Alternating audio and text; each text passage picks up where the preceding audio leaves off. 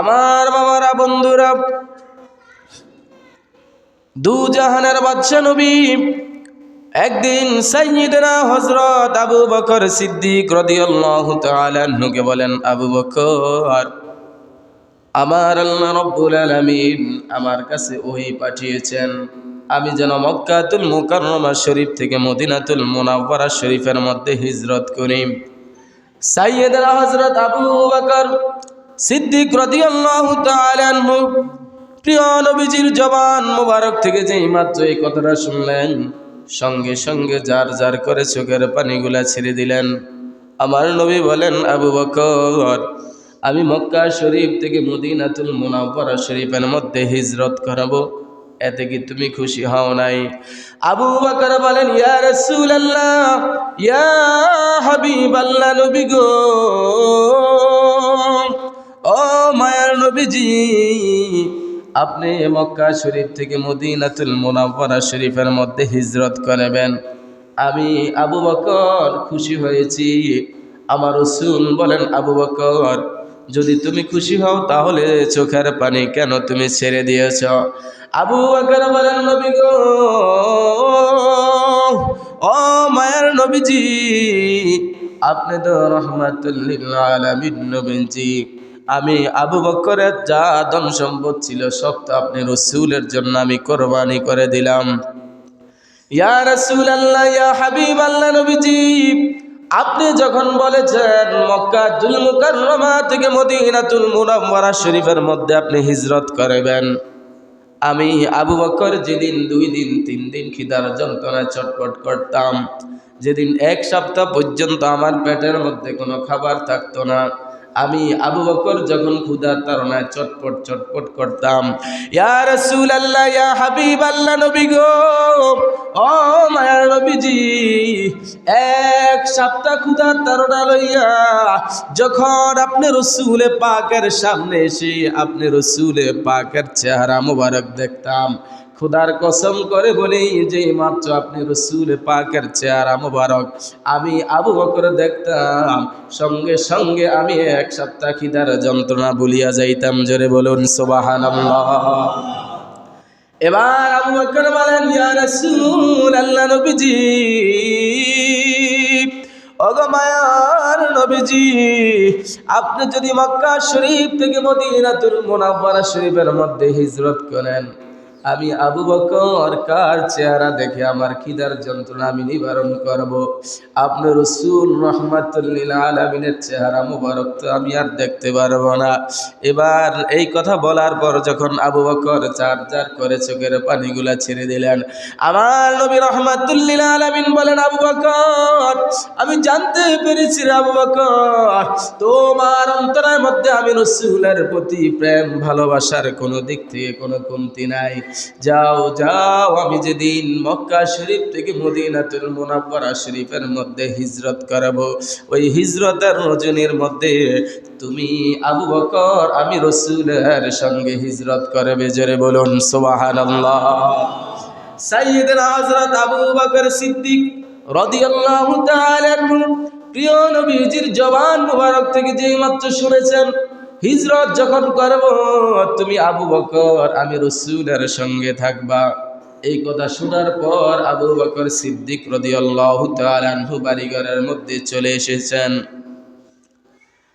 আসার পর তিনি দিনের বেলায় যখন একটু ঘুমানোর জন্য যান, তিনি চিন্তা করে দেখলেন, আমি যদি দিনের বেলা ঘুমাই আর আমার রাসূল যদি দিনের বেলায় এসে হিজরত করার জন্য আমি আবু বকর সিদ্দিককে ডাক দেয়, আর আমি যদি রাসূল পাকের ডাকের সঙ্গে সাড়া দিতে না পারি, কি জবাব দিব রোজ হাশরে মুস্তাফা কি সামনে? আবার যখন রাত্রিবেলা আসলো, আবু বকর ঘুমের ঘরে যাবেন, এমন সময় চিন্তা করে দেখলেন মদিনার রাসূল বলেছেন হিজরত করবেন, আর হিজরত যেদিন করবেন আমি আবু বকর রাসূল পাকের সঙ্গে যেতে হবে।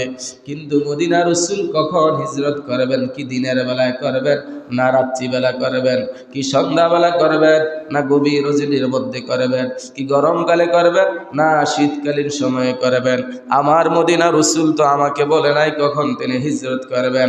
আর আমি যদি দুনিয়ার এখন এই অবস্থায় ঘুমের ঘরের মধ্যে থাকি, রসুল যদি আমাকে যে ডাকতে আবু বকর, আর আমি যদি ঘুমের ঘরে থাকার কারণে প্রিয় নবীজির ডাক মুবারকের জবাব না দিতে পারি, আমার সমস্ত আমলগুলা বরবাদ হয়ে যাবে। আমি আল্লাহ পাকের দরবারে কি জবাব দিব? রসুল পাকের সামনে আমি কি চেহারা নিয়ে দাঁড়াইব? এই কথা চিন্তা করে আবু বকর একদিন, 2 দিন, 3 দিন, 4 দিন, 5 দিন, 6 দিন, 1 মাস, 2 মাস, 3 মাস, 6 মাস পর্যন্ত কোন কিতাবের মধ্যে এসেছে দীর্ঘ 11 মাস পর্যন্ত আবু বকর সিদ্দিক রাদিয়াল্লাহু তাআলা আনহু আরামের ঘুমকে হারাম করে নিজের কানটা দরজার সঙ্গে লাগাইয়া অপেক্ষায় থাকতে কখন মদিনা রসুল আবু বকরকে ডাক দেয়। জোরে বলুন সুবহানাল্লাহ, আল্লাহু আকবার বলুন সবাই।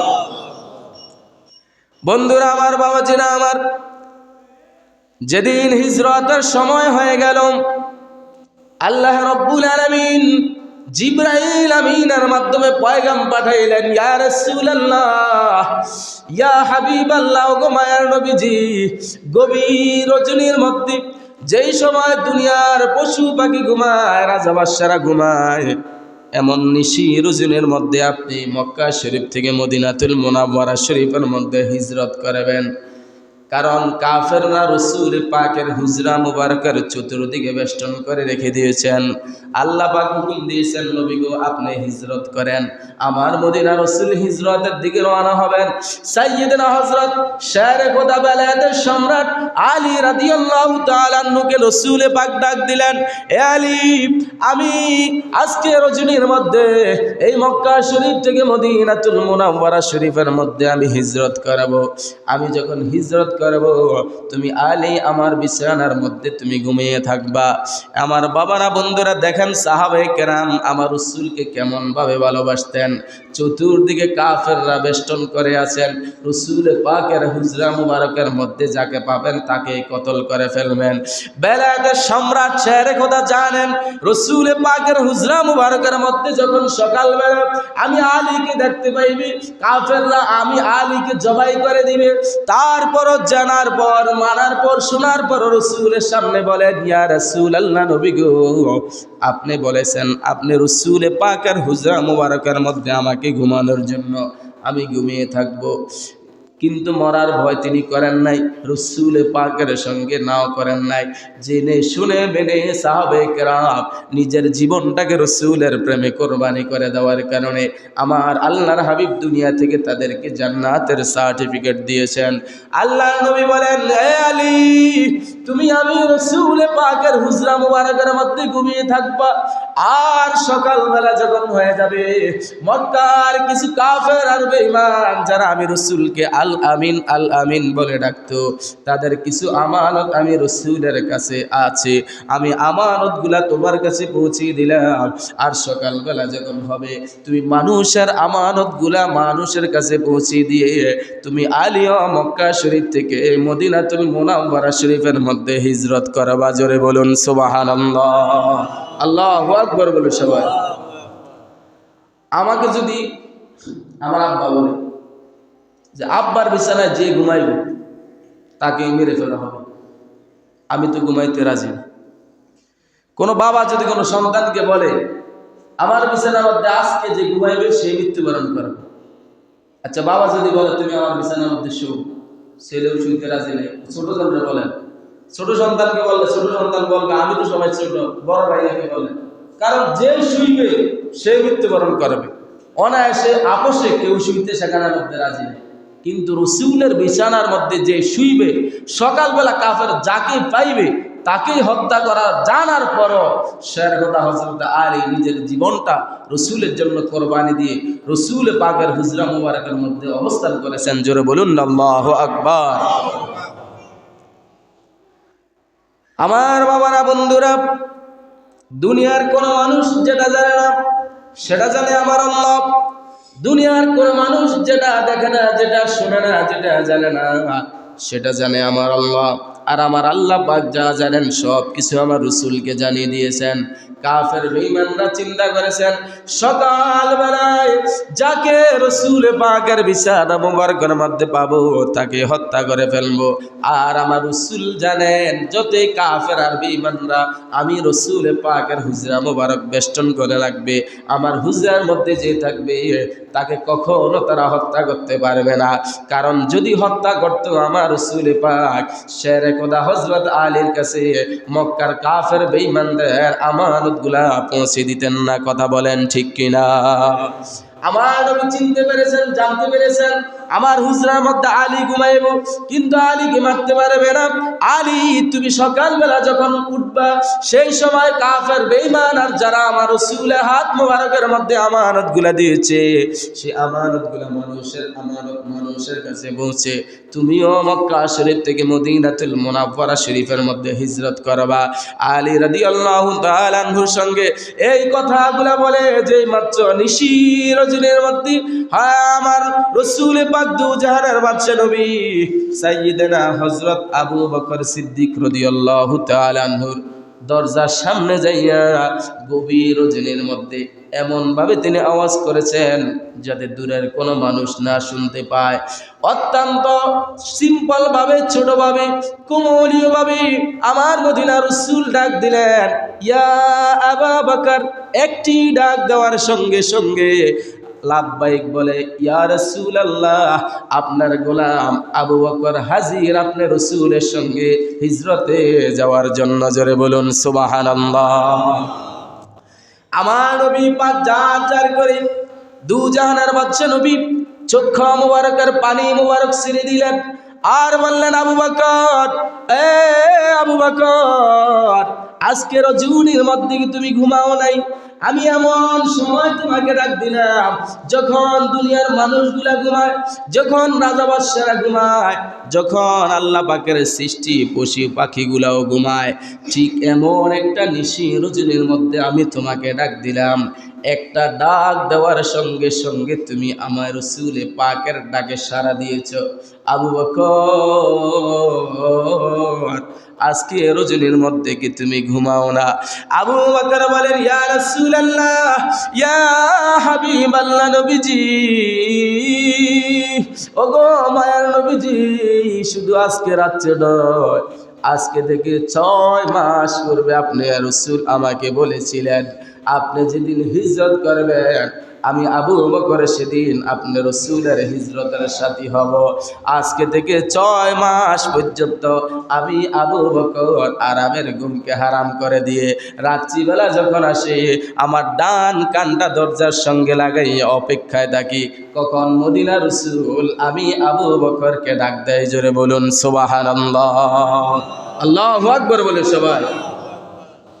6 মাস কোন কিতাবের মধ্যে মুফাসসির কেরাম লিখেছেন 11 মাস পর্যন্ত আবু বকর রাসূল পাক কখন ডাক দিবে সেই ডাকে সাড়া দেওয়ার জন্য সমস্ত সুখ আরামায়াসগুলা বিসর্জন দিয়ে রাত্রিবেলা যখন হয় তখন তার কানটা দরজার সঙ্গে লাগাইয়া অপেক্ষায় থাকেন কখন মদিনার রাসূল আমাকে ডাক দেয়। প্রথমবার ডাক দেওয়ার সঙ্গে সঙ্গে আমি লাব্বাইক ইয়া রাসূলুল্লাহ বলে রাসূল পাকের ডাক মোবারকে সাড়া দেওয়ার জন্য 6 মাস 11 মাস পর্যন্ত আমার সমস্ত আরামগুলাকে আমি বিসর্জন দিয়েছি, রাসূলের প্রেমে কোরবানি দিয়েছি। জোরে বলুন না সুবহানাল্লাহ। আমার বাবারা, বন্ধুরা, এই কারণে আমার আল্লাহর হাবিব দুজাহানের বাদশা নবী সাইয়্যিদনা হযরত আবু বকর সিদ্দিক রাদিয়াল্লাহু তাআলা আনহুকে দুনিয়া থেকে জান্নাতের সার্টিফিকেট দিয়েছেন। আবু বকর, যখন তুমি এই দুনিয়া থেকে পর্দা করবা, ইন্তেকাল করবা, তখন তুমি আমার আল্লাহ পাকের জান্নাতের মেহমান হয়ে যাইবা। প্রিয় নবী আবু বকর সিদ্দিক রাদিয়াল্লাহু তাআলা আনহুর সঙ্গে কথাগুলো মানে আবু বকর আর আমার মদিনার রাসূল যখন মক্কা শরীফ থেকে মদিনাতুল মুনাওয়ারা শরীফের দিকে হিজরতের উদ্দেশ্যে রওনা হয়ে গেলেন।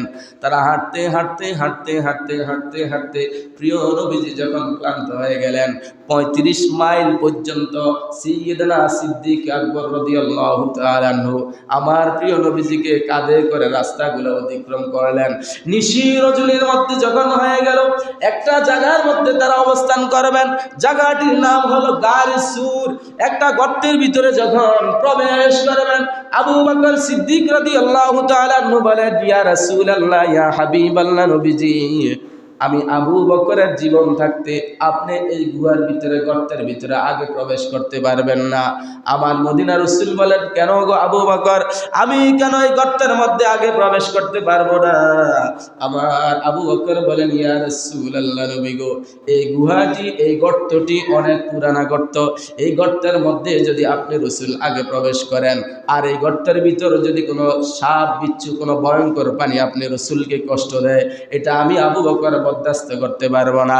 আমি আবু বকরের জীবনকে জর্জরিত করে দিব। আমি আবু বকর আমার জীবন আপনার রাসূলের প্রেমে কোরবানি করে দিব। আমি আবু বকর আপনার রাসূলের আগে গুহার মধ্যে প্রবেশ করব।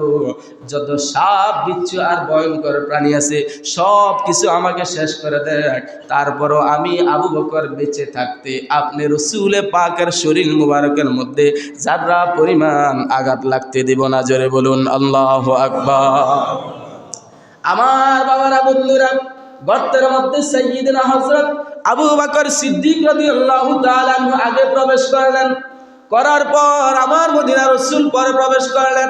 সাইয়্যিদনা হযরত আবু বকর সিদ্দিক রাদিয়াল্লাহু তাআলা আনহু গর্তের মধ্যে প্রবেশ করার পর তিনি দেখতেছেন গর্তের মধ্যে অসংখ্য ছিদ্র দেখা যায়। আবু বকর সিদ্দিক রাদিয়াল্লাহু তাআলা আনহুর রুমালটাকে ছিঁড়ে ছিঁড়ে তিনি সবগুলা গর্তকে বন্ধ করে দিলেন। একটা মাত্র গর্ত বাকি ছিল। সেই গর্ত বরাবর আল্লাহর হাবিব, দু জাহানের বাদশা নবী আবু বকর সিদ্দিক রাদিয়াল্লাহু তাআলা আনহুর বডির মধ্যে যখন রাসূলে পাকের শরীর মোবারক রেখে ঘুমাইতেছেন, আর এই গর্তের মুখ বরাবর সাইয়্যিদনা হযরত আবু বকর সিদ্দিক রাদিয়াল্লাহু তাআলা আনহুর পাটাকে দিয়ে গর্তের মুখটাকে বন্ধ করে দিয়েছেন।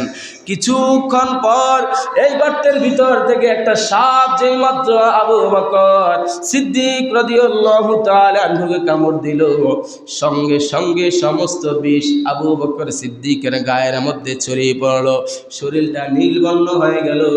বিষাক্ত হওয়ার কারণে তিনি আর সহ্য করতে পারতেছেন না। চোখ জোরে কান্না আসতেছে। আবার চিন্তা করলেন, মদিনা রাসূল রাহমাতুল লিল আলামিন আমি আবু বকর সিদ্দিকের শরীরের মধ্যে বডি মোবারক রেখে ঘুমাইতেছেন, আমি যদি ব্যথার কারণে নড়াচড়া করি প্রিয় নবীজির ঘুমের মধ্যে কষ্ট হবে, আর আমি যদি চোখের পানি ছেড়ে দেই আমার আল্লাহর হাবিবের ঘুম মুবারকের কষ্ট হবে। এই কথা চিন্তা করে তিনি ধৈর্য ধারণ করার চেষ্টা করলেন। ধৈর্য ধারণ করতে করতে করতে করতে হঠাৎ করে আবু বকর সিদ্দিক রাদিয়াল্লাহু তাআলা আনহুর মনের অজান্তে ওনার চোখ থেকে এক ফোঁটা পানি যেই মাত্র বের হয়ে প্রিয় নবীজির চেহারা মোবারকের মধ্যে পড়লো, সঙ্গে সঙ্গে আমার মদিনা রাসূলের ঘুম ভেঙে গেল। আর মদিনা রাসূল বলতেছেন, আবু বকর, আমি মদিনা রাসূল তোমার শরীরের মধ্যে ঘুমাইতেছি, আর তুমি বুঝি ব্যথায় অস্থির হয়ে কাঁদতেছ। আমার ঘুমে কি তোমার এত বেশি কষ্ট হচ্ছে যার কারণে তুমি বসে বসে কাঁদতেছ? আবু বকর বলেন, ইয়া রাসূলুল্লাহ, ইয়া হাবিবাল্লাহ, নবী গো, আমি আপনি রাসূলের জন্য কাঁদতেছি না গো নবী। একটা সাপ আমি আবু বকরের পায়ের মধ্যে কামড় দিয়েছি গো নবী। আমি এই সাপের কামড়ের যন্ত্রণায় ধৈর্য ধারণ করার জন্য চেষ্টা করেছি। হঠাৎ করে আমার অজান্তে আমার চোখ থেকে এক ফোঁটা পানি যেই মাত্র আপনি রাসূলের শরীর মুবারকের মধ্যে পড়েছে, আপনি রাসূলের ঘুমটা ভেঙে গেছে। আমার নবী রাহমাতুল লিল আলামিন নূরানি নজর মুবারক দিয়ে দেখলেন সাইয়্যিদনা হযরত আবু বকর সিদ্দিক রাদিয়াল্লাহু তাআলা আনহুর শরীরটা নীলবর্ণ হয়ে গেল। কেমন ব্যথায় তিনি চটপট চটপট করতেছেন।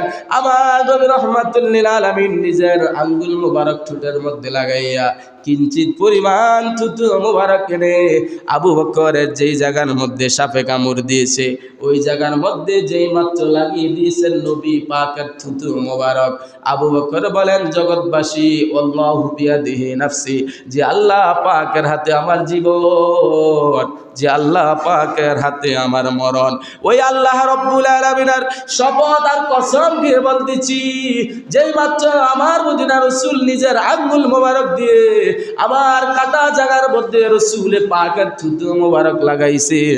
লাগানোর সঙ্গে সঙ্গে সাপে কামড় দেওয়ার আগে আমি যেমন সুস্থ ছিলাম, আমার আল্লাহ রব্বুল আলামিন তার চাইতো আমি আবু বকরকে পরিপূর্ণ সুস্থ করে দিয়েছেন। জোরে বলুন সুবহানাল্লাহ।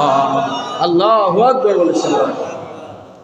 সাহাবায়ে কেরাম আমার রাসূল পাককে জানের চাইতে বেশি ভালোবেসেছে। আমরা তো সেই রাসূল পাকের উম্মত, আমরাও সেই রাসূলকে জানের চাইতে বেশি ভালোবাসার দরকার আছে না? জবানগুলো বলুন না, আছে না নাই? রাসূল পাকের স্বভাব আর চরিত্র সাহাবায়ে কেরামের মধ্যে বিদ্যমান ছিল। আমার রাসূল পাককে একজন ইয়াহুদি প্রিয় নবীজির গাল মোবারকের মধ্যে থাপ্পড় দিয়েছে। নাউজুবিল্লাহ বলুন, আর জোরে বলুন না নাউজুবিল্লাহ। রাসূল পাকের গাল মোবারকের মধ্যে যেই মাত্র থাপ্পড় দিয়েছেন, আমার রাসূল পাক তিনি প্রতিবাদ করেন নাই। যিনি থাপ্পড় দিয়েছেন ওনার কাছে গিয়েছেন, যাওয়ার পর বলতেছেন, ভাই আপনি যে আমাকে থাপ্পড় দিয়েছেন, আপনি কি আপনার হাতের মধ্যে ব্যথা পেয়েছেন? যদি আপনি আপনার হাতের মধ্যে ব্যথা পেয়ে যান, তাহলে আপনি আল্লাহর ওয়াস্তে আল্লাহ সন্তুষ্টির জন্য আমি নবী রাহমাতুল লিল আলামিনকে ক্ষমা করে দিবেন। জোরে বলুন না সুবহানাল্লাহ। আর আমাকে যদি কেউ থাপ্পড় দেন, যতক্ষণ পর্যন্ত এটার প্রতিশোধ না নিতে পারি, ততক্ষণ খাবার ভাল লাগে না, ঘুম ভাল লাগে না, দোকানপাট ভাল লাগে না, ব্যবসা বাণিজ্য ভাল লাগে না, কথাবার্তা ভাল লাগে না, যেটাই করি মাথার ভিতরে এটাই ঘুরতে আছে, কখন পাল্টা আর একটা আঘাত করা যাবে। কথা বলেন ঠিক কিনা? অথচ আমার রাসূল পাকের চরিত্র মোবারক, কেউ আঘাত করলে তাকে আঘাত করা যাবে। উহুদের ময়দানে আমার রাসূল পাকের কাফেররা আঘাত করে দন্দন মোবারক শহীদ করে দিয়েছেন। রাসূল পাক উহুদের জমিনের মধ্যে পরে ক্ষত বিক্ষত হয়েছেন। আল্লাহ রব্বুল আলামিন জিবরাইলকে পাঠাইলেন। ফেরেশতারাও বলতেছেন, সাহাবায়ে কেরামও বলতেছেন, ইয়া রাসূলুল্লাহ আপনি তাদের জন্য বদদোয়া করেন, কিঞ্চিত পরিমাণ আপনার হাত মোবারক উপরের দিকে তোলেন, আল্লাহ পাক আপনার রাসূলের উসিলায় কাফেরদের ধ্বংস করে দিবে, জমিনের সাথে তাদেরকে মিশিয়ে দিবে। আমার নবী বলেন, না, আমি তো গজবের নবী না, আমি তো বদদোয়া দেওয়ার জন্য দুনিয়ার জমিনের মধ্যে প্রেরিত হই না, আমি হচ্ছি ওমা আরসালনাকা ইল্লা রাহমাতাল লিল আলামিন।